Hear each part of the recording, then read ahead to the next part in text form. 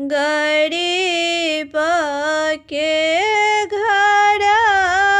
माए बेटी के जन्म भेल पिता मन पड़ल उदास यो गरीब के घर माए बेटी के जन्म भेल पिता मन पड़ल उदास यो कोना हम बेटी के पोसब कोना हम करब विवाह यो कोना का हम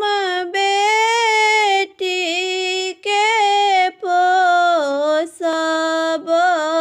कोना हम करब विवाह यो मिथिला के बड़ा सब बड़ायन मोल छथि बेटी के कतहु ने मोल हे मिथिला के बड़ा सब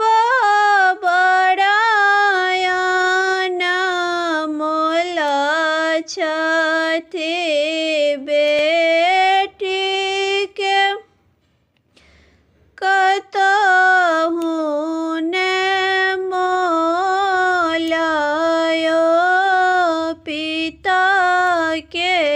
वचन सुनी आएल पड़ोसी पिताजी के कहत बुझाए यो पिता के वचन सुनी आएल पड़ोसी पिता के कहत बुझाए यो अपना नक्षत्रालय बेटी के जन्म भेल भाग्य लिखल भगवान यो अपना नक्षत्रालय बेटी के जन्म भेल भाग्य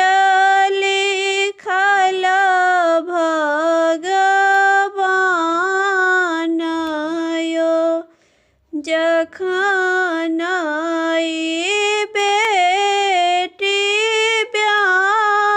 ब्याहन जोग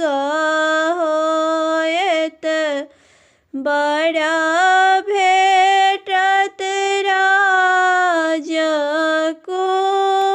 राजकुमार यो जखन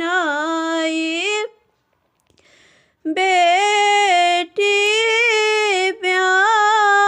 ब्याहन जोग होएत बड़ा भेटत राज